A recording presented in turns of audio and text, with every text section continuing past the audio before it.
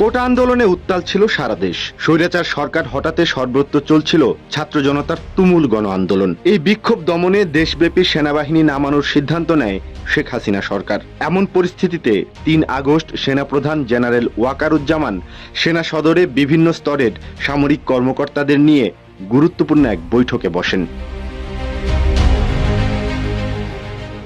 বৈঠকের মূল উদ্দেশ্য ছিল আন্দোলন নিয়ে সামরিক কর্মকর্তাদের প্রতিক্রিয়া কি সেটা জানা। মতবিনিময়কালে অনেকেই এ আন্দোলন দমনে যে কোনো নেতিবাচক ভূমিকা সেনাবাহিনীর জন্য বদনাম বয়ে আনবে বলে মত প্রকাশ করেন। তরুণ সেনা কর্মকর্তারা সাধারণ জনগণের ওপর গুলি না করার পক্ষে কথা বলেন। তাদের এই মতকে সমর্থন করেন স্বয়ং সেনাপ্রধান। যমুনা রেফ্রিজারেটর, খাবার ফ্রেশ তো লাইফ জম্পেশ। সামরিক কর্মকর্তাদের প্রতিক্রিয়া ও মনোভাব থেকেই তিনি সিদ্ধান্ত নেন যে কোনো উস্কানিতেও সেনাবাহিনী আন্দোলনকারীদের ওপর গুলি বর্ষণ করবে না। শুধু তাই নয়, শিক্ষার্থীদের মিছিলকে সেনা সদস্যরা কোনো ধরনের প্রতিহত কিংবা বাধা দেবে না। বৈঠকের এমন সিদ্ধান্তের কথা ছড়িয়ে পড়লে ঘুরে যেতে থাকে আন্দোলনের মোড়। দলে দলে মানুষ নামতে থাকে রাজপথে। কেননা সবাই বুঝে গিয়েছিল মিছিল চলাকালে সেনা সদস্যরা বাধা না দিয়ে বরং সরে গিয়ে জায়গা করে দেবে। ৩ আগস্টের সেই বৈঠকে সেনাপ্রধান জেনারেল ওয়াকারুজ্জামান প্রায় আধা ঘন্টার একটি উদ্বোধনী বক্তব্য দেন, যেখানে তিনি বলেন, সংকট মোকাবেলায় আমাদের সরকার নিয়োগ করলে সেই আদেশ মানতে আমরা বাধ্য। এ সময় তিনি কর্মকর্তাদের ধৈর্য ধারণের কথা বলেন, আমাদের দেশে ১৯৭০ সালের পর এমন গণবিক্ষোভ আর কখনো হয়নি, তাই এটি একটি ব্যতিক্রম ঘটনা। আমাদের সবাইকে ধৈর্য ধরতে হবে। দুপুর ১:৩০টায় শুরু হওয়া সেই বৈঠকে সেনাপ্রধান প্রয়াত সঙ্গীত শিল্পী আইয়ুব বাচ্চুর দুটি গান উল্লেখ করেন। একটি গান আমি তো প্রেমে পড়িনি, প্রেম আমার উপরে পড়েছে। আরেকটি গান ছিল আর বেশি কাঁদালে উড়াল দেব আকাশে।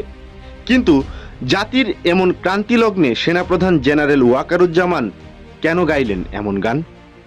অনেকে বলছেন এই গান দিয়ে সেনাপ্রধান বোঝাতে চেয়েছিলেন এই অবস্থায় তিনি কোনো ঝামেলা ডাকেননি, বরং ঝামেলা নিজেই তার উপর এবং সেনাবাহিনীর সামনে এসেছে। যা দিয়ে সেনাবাহিনীর কর্মকর্তাদের তিনি বোঝাতে পেরেছিলেন কি বলতে চাচ্ছেন আসলে। সেনাপ্রধানের বক্তব্য শেষ হলে তিনি তরুণ কর্মকর্তাদের বক্তব্য শুনতে চান। ৬ থেকে ৭ জন সেনা কর্মকর্তা নিজেদের বাস্তব অভিজ্ঞতা শোনান উপস্থিত সবাইকে। একজন নারী সেনা কর্মকর্তা বাংলায় একটি আবেগপূর্ণ বক্তৃতা পাঠ করেন। সেখানে তিনি বলেন, দেশের সব মাকে ছাত্রদের মৃত্যু স্পর্শ করেছে এবং সব মা কাঁদছেন। এই নারী কর্মকর্তা ছিলেন আন্দোলনে পানি বিতরণের সময় নিহত শিক্ষার্থী মীর মুগ্ধর প্রতিবেশী। সেই বৈঠকে আলোচনায় উঠে আসে ঢাকার মোহাম্মদপুরে একটি গুলির ঘটনার ভিডিওর কথা, যা সামাজিক যোগাযোগ মাধ্যমে ভাইরাল হয়ে গিয়েছিল।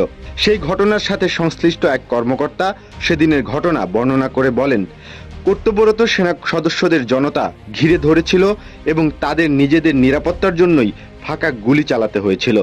সেই ঘটনায় ঘনিষ্ঠ ও পরিচিত মহলে তিনি চূড়ান্ত সমালোচনার শিকার হয়েছেন বলেও জানান সেই কর্মকর্তা। মতামত প্রকাশ করা প্রত্যেক তরুণ সেনা কর্মকর্তাই সেদিন আন্দোলনে সাধারণ শিক্ষার্থীদের ওপর গুলি না চালিয়ে তাদের পাশে থাকার কথা বলেন। দুপুর ২:৪০ মধ্য বিরতি দেওয়া হয়। ধারণা করা হয়েছিল বিরতির পর হয়তো আরও কর্মকর্তারা কথা বলবেন, কিন্তু বিরতি থেকে ফিরেই সেনাপ্রধান আন্দোলনে কোনো গুলি না চালানোর সিদ্ধান্তের কথা জানিয়ে দেন। এরপর দিন ৪ আগস্ট ঘটে আরও একটি গুরুত্বপূর্ণ ঘটনা। সেদিন রাওয়া ক্লাবে সেনাবাহিনীর অবসরপ্রাপ্ত কর্মকর্তারা বৈষম্য বিরোধী ছাত্র আন্দোলনের প্রতি একযোগে সংহতি প্রকাশ করেন। এ খবর দ্রুত দেশ জুড়ে ছড়িয়ে পড়ে। এটিও সেদিন সেনাবাহিনীতে কর্মরত সব শ্রেণীর সদস্যদের কাছে দেশ ও জনগণের পাশে দাঁড়ানোর জন্য গুরুত্বপূর্ণ বার্তা নিয়ে এসেছিল। বিক্ষোভকারীদের ওপর সেনাবাহিনী গুলি করবে না, শেখ হাসিনা এই সিদ্ধান্তে খুশি হতে পারেননি।